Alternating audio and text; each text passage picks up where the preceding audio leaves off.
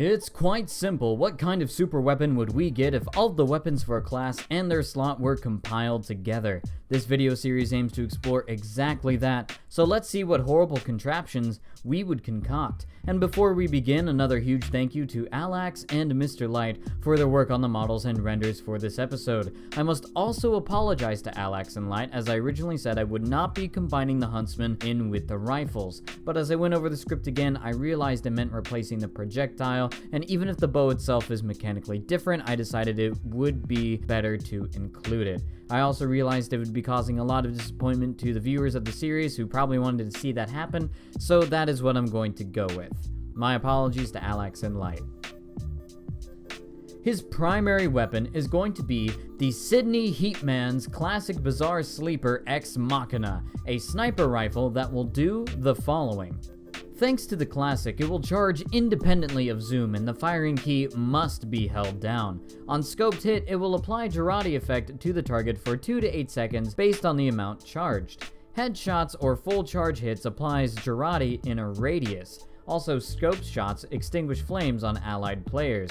It does not unscope between shots. Headshot kills will cause decapitation, charged body shots will make victims explode, and a bullet is replaced with an arrow. His positives are the following. Each scoped headshot will increase the weapon's charge rate by 25% up to 200%. Each fully charged shot will deal 15% more damage, and fully charged shots penetrate players and damage enemies behind them. You will also gain focus on kills and assists, and you will have to press your reload key to activate that focus. When focus is active, you will not unscope between shots, and you have an additional 25% faster charge rate. Negatively though, headshots do not crit. There is a 25% base charge rate penalty, and it will only fire when you are zoomed in. Shots will leave a bright, easily traceable team-colored line behind them. There is a 30% damage penalty on a body shot that is not fully charged. There are no random critical hits, and it cannot headshot unless fully charged, and that's actually an important thing going on, even though that headshots do not crit.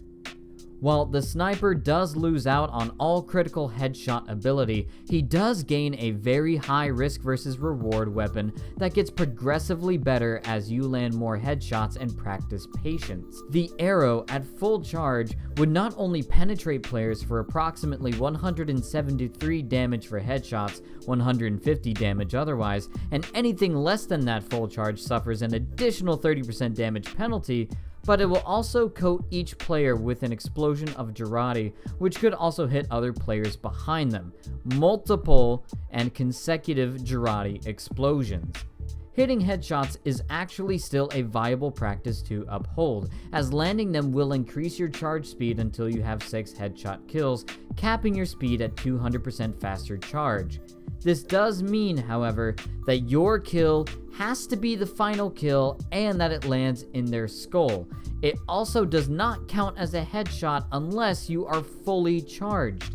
Getting to that coveted 6 kills will be a trying process, but for those who do make it, they will be support gods as they fire fully penetrating arrows at near Huntsman charge speeds. What's also fun to note is that the arrow would leave behind a trail of light that would pinpoint your shot location, meaning this prioritizes mobility as you won't be able to stand in one spot for very long without the enemy figuring out where you are. If you also feel as though you're not doing well enough or being accurate, that is okay, as the weapon will grant you focus, which will assist you in firing faster once the focus meter is full. Basically, the longer you go, the more powerful you will become, and while you do lose out on incredible spike damage, you gain a ferocious amount of AoE support and potential firing speed. As for his secondaries, the sniper will have 2, the shield and the SMG. Since the shields did not have an active function, the JARATE has since been applied to them, similar to how the Crusader's crossbow was applied to the syringe guns in the medic video. His shield, or the DARWIN'S cozy back with JARATE, sorry that's the only way I could fit that one together, will have the following. The JARATE will have all of its previous stats, including nullifying spy cloaks and dousing enemies with mini-crit, and have an unchanged 20-second recharge. The shield part will have the following benefits. It will nullify a single backstab attempt, temporarily shocking the spy, preventing him from switching weapons or attacking.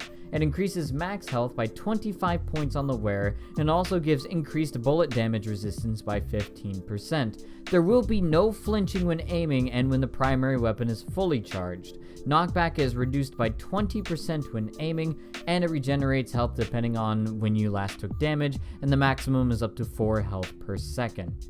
However, once the shield has been taken down by a spy, it will not recharge and it must be re-equipped from a resupply locker. It also increases explosion damage vulnerability by 20% on the wearer, and given the soldier weapons that they have, that is extremely dangerous in this mode.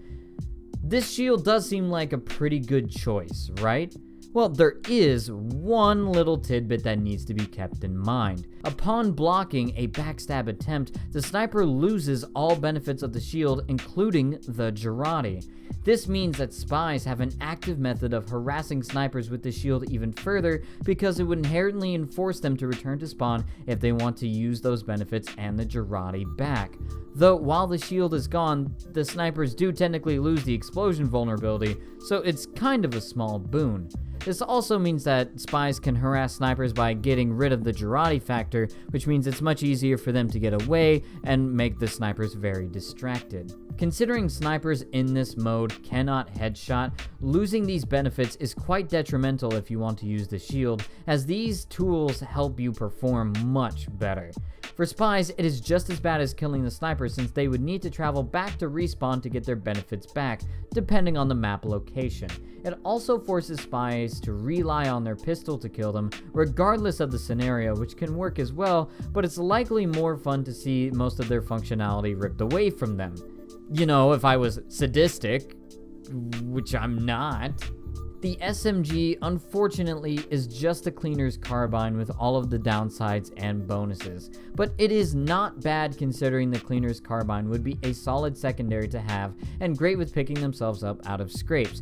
It would also pair up really well with the melee and helping to dish out some additional damage, and that's going to be important because the sniper's melee, the Tribalman's Shahan Shwaka, say it with me, Shahan Shwaka, will do the following.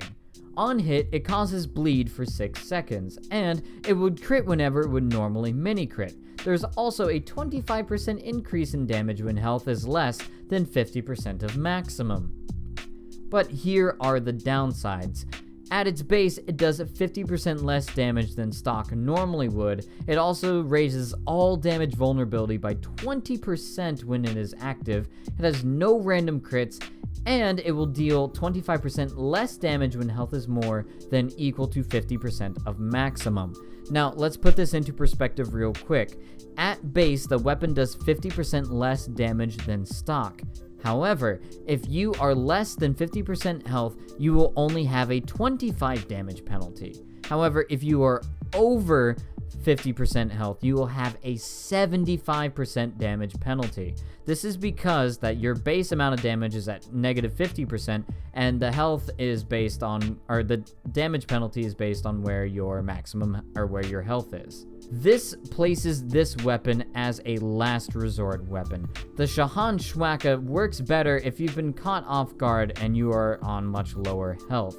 If you have the shield equipped, this makes the JARATE and such a much stronger priority, since you'll be doing 75% less damage while you're with high health. This does not help since you will also have health regeneration if you are using the shields. You would be better off taking another shot with your primary weapon than using this melee, even if you have an opponent covered in JARATE and you're at full health. The addition of bleed does make it a handy spy checking tool, so it is not a total loss, and the damage vulnerability can play in your favor, given that you can swap your damage penalty from negative 75% to 25%, considering, how the weapon would work damage-wise. So it only makes sense to work off of that.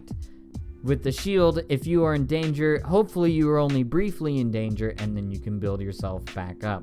Although with the SMG, if you manage to fill up the meter, enable mini crits for yourself, you could offset some of the damage quite a bit, especially if you're at really low health. That being said, The last class available is the Spy, and then this mini-series will be complete. Sadly, it's going to become complete just before the Pyro update is released, so many of these stats from previous videos may be off slightly. For that, I do apologize, but it takes a lot of time to make these, and I simply don't have the patience to completely redo something, knowing that it's eventually going to be outdated anyways.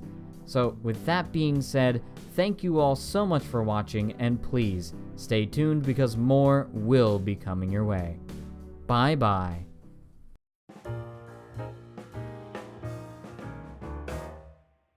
Hey, thanks for watching, I do appreciate it. I don't have an accomplishment set up because I have a question for you all. Would you be interested in seeing a live stream where money donated through Super Chat equals me shaving my head? I don't know the values I'd set it at or how much my head I'd shave, and no, not the beard, just the hair. So please comment below on your thoughts and opinions. I'm going bald anyways, I thought I'd make a game of it, you know? And consider letting me know about your own awesome accomplishments in the Space Barber Steam group. A link is in the description below, and if you like what I do and you want to support me, please consider checking out my marketplace.tf page or donating to me. A link to my shop and my trade offer is in the description as well. All of my items in the shop are gifted or crafted by me as proof of support. And as always, thank you all so much for watching. Please, stay tuned because more will be coming your way. Bye bye.